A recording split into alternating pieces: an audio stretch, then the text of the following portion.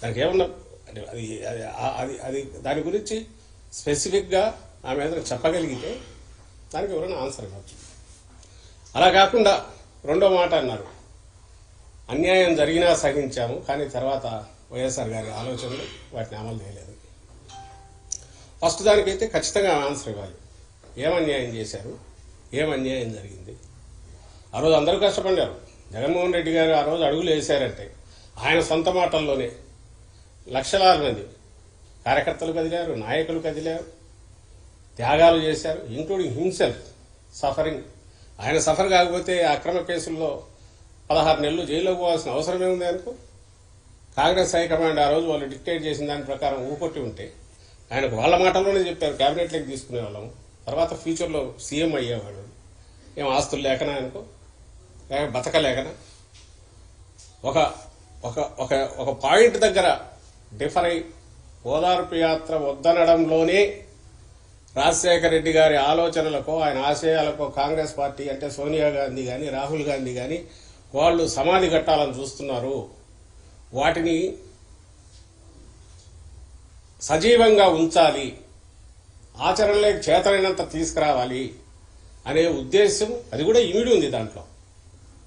రాజశేఖర రెడ్డి గారు ప్రేమించిన ప్రతి గుండె ఆయన ఎందుకు అభిమానించిందంటే ఆయనలో ఉన్న కరుణ, మానవత్వం, ఒక మంచి పరిపాలకుడుగా ఉండడము, మేలైన పాలకుడుగా తమ బాగోగులు చూసుకుంటున్నాడని ఏదైతే ఒక భరోసా ఉందో అది నేను ఆయన బిడ్డగా ఇవ్వాలి అని జగన్మోహన్ రెడ్డి గారు అనుకున్నది కూడా ఓదార్పులో ఉంది.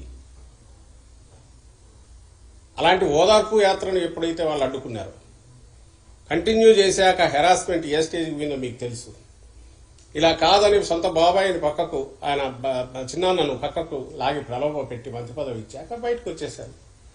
వచ్చి పార్టీ పెట్టాక ఇంకా హెరాస్మెంట్ ఎక్కడికి పోయింది? 16 నెలలు అక్రమ కేసుల్లో పెట్టారు. ఆ కేసులు నడుస్తూనే ఉన్నాయి. అవి అక్రమ కేసులు అనే విషయం ఆ పార్టీ నాయకులే పదే పదే వాళ్ళే చెప్పారు. ఇంక్లూడింగ్ ఇప్పుడు రాజకీయ దీంట్లోకి వచ్చిన, తెర మీదకి వచ్చిన, అప్పట్లో ఇన్వెస్టిగేట్ చేసిన లక్ష్మీనారాయణ గారు కూడా ఆ కేసు దాని స్వరూపం ఎంత అంటే ఇదిగో ఇంతే, ఇంతకు మించి లేదని ఆయన కూడా చెప్పారు అప్పట్లో ఇన్వెస్టిగేటివ్ ఆఫీసర్. అది కూడా ఒక ఆరోపణ, దానికి సంబంధించి మాత్రమే జరిగింది. ఇవన్నీ అక్రమ కేసులు. ఇందులో కేసే లేదు. రామమోజీరావు షేర్లు, ఒక షేర్ 5,30,000 పోయినప్పుడు ఇది 360కు పోవడంలో ఏది సాక్షి షేరు, ఏ రకమైన స్కామ్ ఉంది? ఇచ్చేవాడు కొనేవాడి మధ్య అగ్రిమెంట్తో జరిగిన ఒక ఒప్పందంతో షేర్ ట్రాన్స్ఫర్ అయ్యి ఫిజికల్గా అసెట్స్ ఉండి రోజు లక్షలాది కాపీలు పత్రిక వస్తుంటే అది ఏ రకంగా అక్రమం అవుతుంది? ఇది మ్యూచువల్ అగ్రిమెంట్తో జరిగిన డీల్ అయినప్పుడు ఇందులో కేసు ఏముందని అన్ని రకాలుగా చేసిన ఇప్పటికీ నడుస్తుంది. ఆ కేసు దాని కేసు ఉంది. ఎందుకు ఇంతగా ప్రొలాంగ్ చేసి చెప్తున్నానంటే అంతు చూడాలి జగన్మోహన్ రెడ్డి గారిది అని చెప్పి ఆ రోజు కాంగ్రెస్ పార్టీ చేసిన ప్రయత్నాలన్నీ నేల కొట్టిన బంతి ఎట్లయితే పైకి గుర్తుంది. జగన్మోహన్ రెడ్డి గారు అంత ఎదిగారే, పైకి ఎదిగారంటే అందులో లక్షలాది కార్యకర్తలు, వైఎస్ఆర్ గారి అభిమానులు, అలాగే నాయకులు స్వచ్ఛందంగా ఆయనతో అడుగుల్లో అడుగు వేసి నడవడం, అందులో షర్మిలమ్మ గారి పాత్ర ఉంది, విజయమ్మ గారి పాత్ర ఉంది. ఏదో ఒక లెవెల్లో అందరిది ఉంటుంది. ఉండబట్టే ఈరోజు ఇది నడుస్తుంది, ఇప్పటికీ నడుస్తుంది. అది వేరు.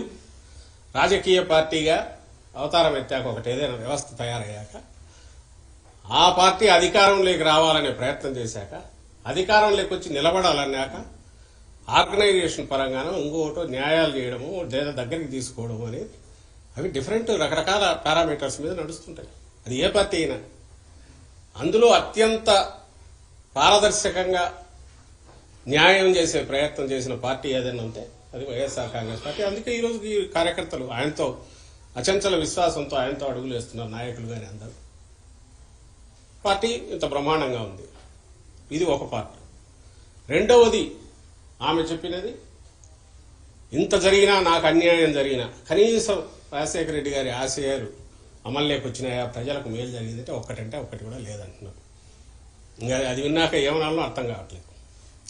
ఎంత అంటే భయంకరమైన తెలియక కూడా ఉండొచ్చు. ఎందుకంటే స్క్రిప్ట్ ఎక్కడి నుంచో తయారై వచ్చినప్పుడు, చంద్రబాబు దగ్గర నుంచి తయారై వచ్చినప్పుడు, లేదా ఏబిఎన్ రాధాకృష్ణ దగ్గర నుంచి తయారై వచ్చినప్పుడు, అక్కడ ఏముంటే ఆమె దాన్ని బట్టి ముక్కును బట్టి చెప్తున్నప్పుడు అందులో ఆమెకు తెలియకుండా పోయిండొచ్చు, తెలియదు. ఆమె ఎంతవరకు పోతున్నారంటే ఆ రోజు రాజశేఖర రెడ్డి గారు ఫీజు రీయింబర్స్మెంట్ పెట్టారు, ఈ రోజు అసలు లేదు అంటారు. ఆ రోజు ఆరోగ్యశ్రీ ఇది పెట్టారు, ఈ రోజు లేదు. ఆ రోజు రైతుకు ఇది వచ్చింది, ఈ రోజు లేదు. అసలు ఎక్కడ రైతులకు సంబంధించి ఈ రోజు ఇచ్చినంత భరోసా, అది నేమ్ సబ్సిడీలు కానీ, ఇంకో ఇన్పుట్ సబ్సిడీ కానీ, క్రాప్ ఇన్సూరెన్స్ కానీ, క్రాప్ ఇన్సూరెన్స్ లేదంటారు. తీసుకున్న రైతులందరూ ఏమనుకుంటారు ఇప్పుడు? అంటే ఇంత అబద్ధం పచ్చిగా తెలియక ఆడిండొచ్చు, తెలిసి ఆడారని కూడా తెలియదు, ఎందుకంటే స్క్రిప్ట్ ఇస్తే చదివారు కాబట్టి. బహుశా చంద్రబాబు నాయుడు కూడా అనాలకు సాహసం చేయడం, ఎందుకంటే తను ఇక్కడ ఉన్నాడు కాబట్టి ఇంకేదో దాంట్లో అవకతవకలనొచ్చు, లేదంటే నా చంద్రన్న కానుక లాంటి పథకాలు ఈ రోజు లేవనొచ్చు, అట్లాంటివి జరగలేదు. కానీ ఇంత అడ్డగోలు అబద్ధం అయితే ఆడాడు. ఆమె అంటుంది, ఆమె తిట్లు తింటుంది లేదనుకొని స్క్రిప్ట్లో రాయించడమో తెలియదు చంద్రబాబు నాయుడు గారు. కానీ అది అందరికీ తెలుసు, మీకు మీడియాకు తెలుసు, అందరికీ తెలుసు.